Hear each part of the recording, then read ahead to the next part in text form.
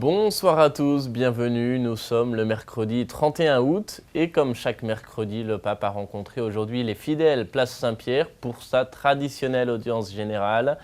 Il a ainsi poursuivi sa catéchèse, toujours sur le thème de la miséricorde.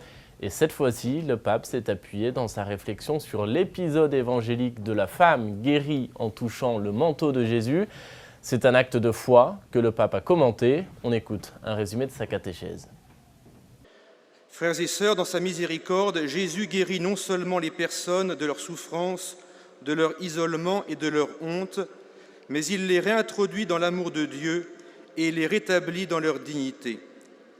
Dans le récit que nous venons d'entendre, cette femme qui touche le manteau de Jésus sait dans son cœur que le Seigneur peut la sauver et elle a l'ardent désir de le rencontrer.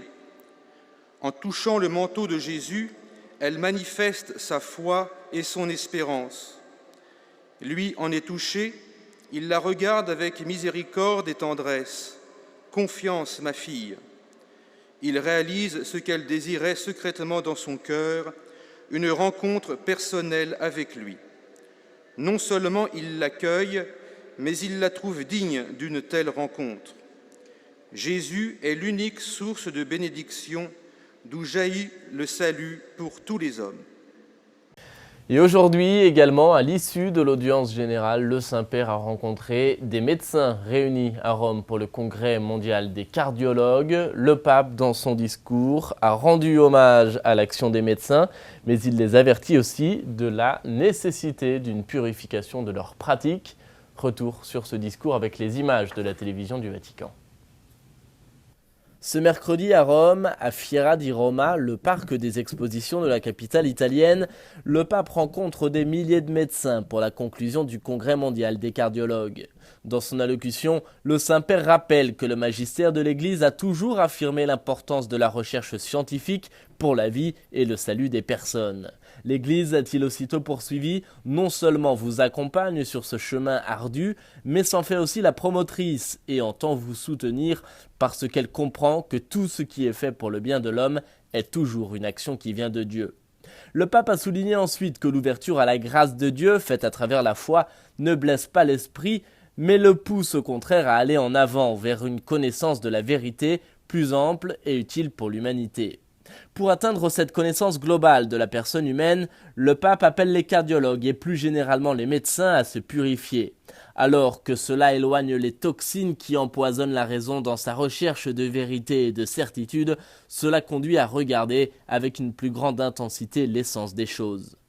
La science seule ne suffit pas, affirme le pape. La connaissance, même la plus précise et scientifique, a besoin de progresser en posant les questions et en trouvant les réponses sur l'origine, le sens et la finalité de la réalité. Et c'est là que les seules sciences naturelles et physiques ne suffisent pas pour comprendre le mystère que chacun a en soi. Le Saint-Père enfin appelle les cardiologues à vérifier qu'il y ait des lois inscrites dans la nature même que personne ne puisse falsifier, mais seulement découvrir, utiliser et ordonner pour que la vie corresponde toujours plus aux intentions du Créateur. Et puis, dans l'actualité aussi, la réforme de la curie se poursuit. Un motu proprio a été publié aujourd'hui. Il annonce la création d'un nouveau dicaster pour le service du développement humain de la personne. Ce dicaster qui verra le jour, le 1er janvier prochain, exprimera, je cite, « la sollicitude du souverain pontife envers l'humanité souffrante ». Il s'intéressera aux questions liées à l'esclavage, aux migrations, à l'armement, notamment aux différentes formes de torture, à la peine de mort et au changement climatique. Et sachez enfin que demain, 1er septembre, c'est la journée mondiale de prière pour la sauvegarde de la création. Si vous souhaitez y participer, où que vous soyez, le diocèse de Montréal vous propose un modèle de prière. Vous pouvez le consulter et vous le procurer directement sur le site internet du diocèse.